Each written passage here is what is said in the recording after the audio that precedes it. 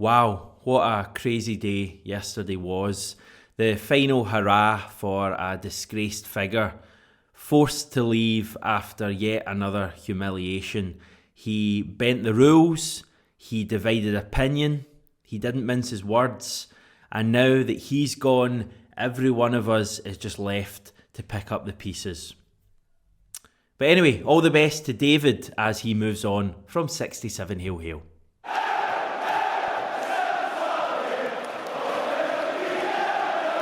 Apologies, mate. That was just too good to turn down. I couldn't resist that. We final dig at you as you depart. We wish you all the best. If that's the bad news or the sad news, then the irrelevant news is that I'm back. I don't know if you're happy about that, sad about that. It's just the way it is. And now we are firmly back in this chair, not literally, until November. No more holidays, no more days off, no more international breaks. Sorry, one more international break. But apart from that, it is all Celtic until the World Cup in November. Thanks to John for steadying the ship. Hang on, steadying the ship probably isn't the right phrase to use there. Yeah, sorry, 2-6, someone's knocking my door. Yeah, cheers. That's very embarrassing. I will say thanks, John, for stepping in and covering a couple of the live videos. You can catch said live videos on our feed right now. Both of them still make a lot of sense. So if you feel you want more chat after this video, definitely check those out. Two fave presenters. I am not missing Hamish. I am not missing Hamish. I am not missing Hamish. It's good to be back. In terms of actual Celtic news, I'm not going to go all over this in depth because it makes no sense to do that at all. You've probably digested this all. But if you happen to be one of the people who perhaps when they found out I was away for a week thought, you know what, I really like that guy, I'm going to make a real statement here and go on strike from 67 Hail Hail, abstain from watching the videos for 1 week, and actually abstain from all Celtic news as well because that's how much you love me. Then we've got a wee roundup coming for you now. But as I say, it's not going to be in depth. I'm going to try and keep these key developments each to 3 words, maybe even less if that is possible. So in chronological order, here is what happened over the last week. Celtic sign Bernabei. Julian move off. Beaton joins Maccabi. Karamoko leaves. Jota signs. Season tickets sold out. That's a hyphen. Duhan leaves. Celtic score 7. Sousa deal unlikely. Everton in Australia. The main stuff there is that both Bernabei and Jota have been signed. Both of those deals were signed well over a week ago now, so you'll have digested them. Bernabei's even made his debut for the club. Obviously, we know what we're getting with Jota. So I think, just to give my quick thoughts on those two really good signings. If you group it in with Carter Vickers, actually, I think 3 signings that drastically improve the Celtic starting 11. I think all 3 do. I think we know Jota and Carter Vickers, 2 of our most important players from last season. Both starters for Celtic. Bernabei, I think, may be kind of eased into things. Greg Taylor may, start these pre-season games as our left back, maybe even the initial competitive games. But I think, Bernabei is going to be the Celtic left back at some point this season. As a regular first choice left back I'm talking about. So I think great to get both of these players in. Just a midfielder now we're wanting, probably a striker too if we're honest. Doesn't seem like the midfielder is going to be Vinicius Sousa. The latest yesterday was that there were as many as 20 teams interested in him now. Now I made the joke a couple of weeks ago that it seemed like half of Europe was interested in Vinicius Sousa. It's actually getting to the stage where half of Europe is interested in Vinicius Sousa, but it seems like he may find a new club very soon, and it seems like it could well be a Spanish club. Now, we got an update last night, another worrying update once again from Fabrizio Romano. That's the final warning to you, Fabrizio, that Espanyol we're set to sign Sousa, with the player already in Spain for talks. I didn't get the impression anyway that Celtic were keen to wait around much longer. That's not any ITK knowledge. It's just that Ange wants to get players in early. And if Sousa isn't fully committed to signing for Celtic, if he's weighing up his options, that isn't going to end well at all. So it doesn't seem like Sousa will be a Celtic player. A little bit disappointed in that, because he's clearly very talented. If he does have all of these clubs, and decent level clubs, Champions League group stage clubs alongside ourselves, interested in him. But as the Celtic Twitter account said famously probably 2 or 3 summers ago, if not, we move on. Not actually too many fresh names being linked at the moment. Jordan Larsson's name has come up again. It's been mooted again today. Doesn't seem to be a great deal in that at the moment, but we'll wait and see.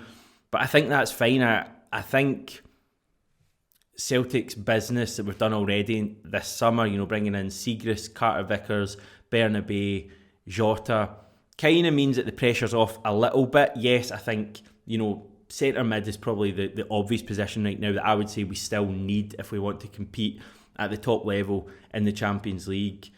But that's the only one I would say we really, really need now. I know Ange wants to bring in another striker. I think there's been rumours about a winger possibly as well.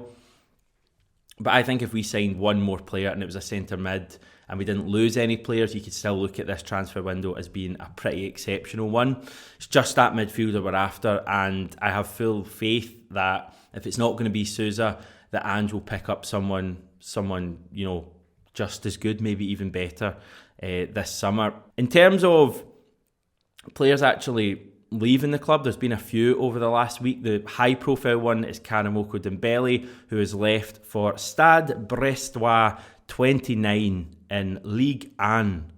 I should probably have done the 29 there in French. I think that would be 29. We go for that again. We'll go for Stade Brestois 29, who are a mid-table top flight side last year. So a pretty good level for him to be going to. Interesting to see how he does in the rest of his career. No real ill feeling there. Yeah, disappointing. I think that Karamoko Dembele didn't ever become a regular first-team Celtic starter, given how much hype there was around him a few years ago. But, we move on, he moves on, etc. The same goes for goalkeeper Ross Doohan, who was seen in training earlier this season. He has moved on, joining Tranmere Rovers permanently. He had been on loan there previously.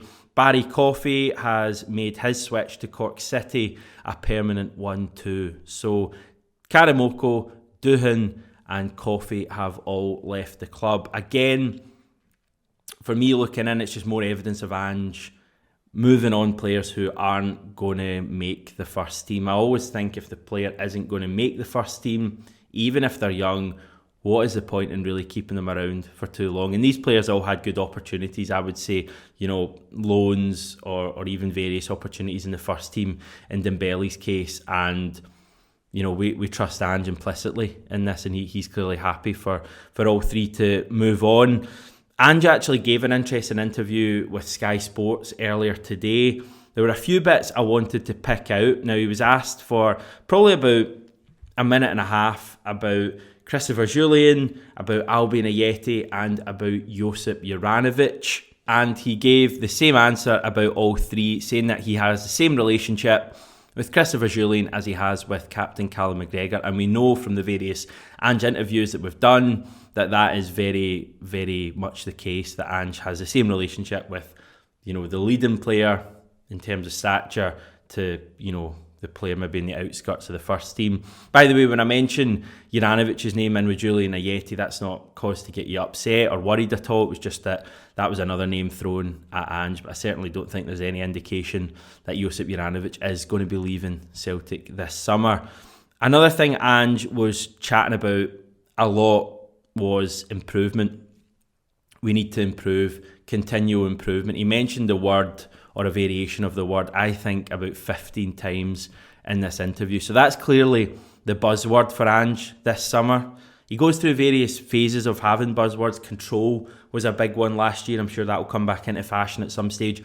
At the moment, it's improvement. And he says that he's told the players that this season isn't about repeating what we did last campaign. It's about improving in every aspect. He says that last season taught us that we could be successful even in spite of the start we had, the real disjointed beginning we had to last season, and that the message at that sense is that continually improving regardless of where the starting point is means that you'll end up in the right place. So once again, Hamish repeats himself for the 50th time. The messaging from Celtic is really clear and it's really, really exciting. I didn't see the game on Wednesday against Wiener Victoria, 7-0 win for Celtic. I've seen the goals. I hear we went up against much at all, so I think everything has to be said with that in mind. But it was a pretty encouraging start from what I hear. Players really involved. The attitude was spot on. That was just the non-international players that played that game. Tomorrow's game against Rapid Wien, or Rapid Vienna as you'll know them, we should see the full squad being available for selection. So even the international players who didn't come back till a little bit later, they will hopefully be in line for an appearance tomorrow, even if it just is only a half they play.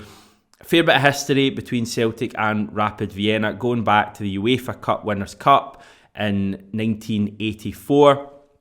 Very brief history if, like me, you're a little bit younger. The story is that Celtic had lost 3-1 to Rapid away in Austria in the first leg. We then overturned that with a 3-0 win at Celtic Park in the second leg to seemingly go through in that tie. There had been a fair bit of drama in that second leg at Celtic Park with assaults from Rapid players, dismissal too, one of them sent off. Near the end of the match, amid another flashpoint, a Celtic fan threw a bottle onto the pitch. Now, the bottle landed miles away from any Rapid players. However, one Rapid player took his opportunity and hit the deck, claiming to have been hit on the head.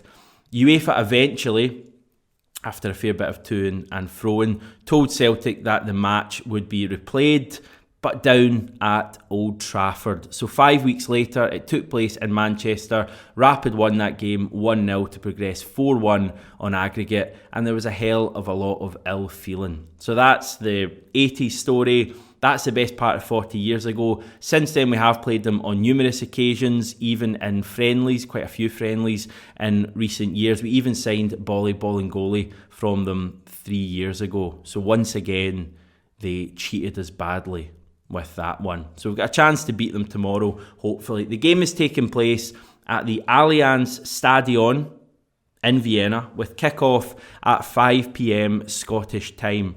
As I say, we should see a stronger Celtic 11 tomorrow, but once again, it is just a friendly match. And on the subject of friendly matches, we have finally found the fourth team for the Sydney Super Cup, the Ange Postecoglou Trophy, later this year. And it's Everton.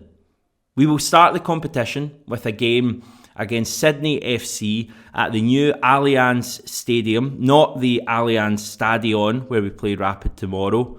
It's also different from the Allianz Arena where Bayern Munich play, the Allianz Riviera where Nice play, and Juventus's Allianz Stadium, not confusing at all. That game against Sydney FC is on Thursday the 17th of November. Then a few days later, 3 days later, on the 20th of November, it's Celtic versus Everton at the vast Accor Stadium, also in Sydney. The other match, the final game of the wee tournament, is Everton versus Western Sydney Wanderers on the 23rd of November, that taking place at the CommBank Stadium.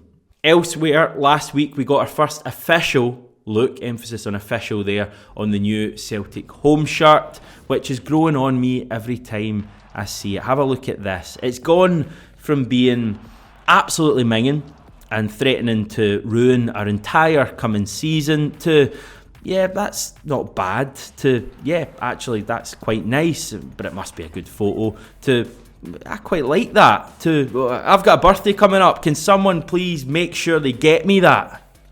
So yeah, that's where we're at the moment. Looking forward to tomorrow's match, first real kind of proper game in an actual stadium with a crowd and all that kind of stuff. Rapid Wien against Celtic. Looking forward to it. Me and John will be chatting afterwards live on here. We would love it if you would join us for that. If you've got plans on Saturday night and you can't make it, we won't hold it against you. Just make sure you watch the video when you're hungover on Sunday morning, and everything will be fine in the world. We're also shooting for 32,000 subscribers. So if you've not yet managed to sub, I will not hold it against you. It's a new start, a new season. Get involved right now and let's get on this journey together. We will chat to you tomorrow. And just finally, once again, David, sorry mate.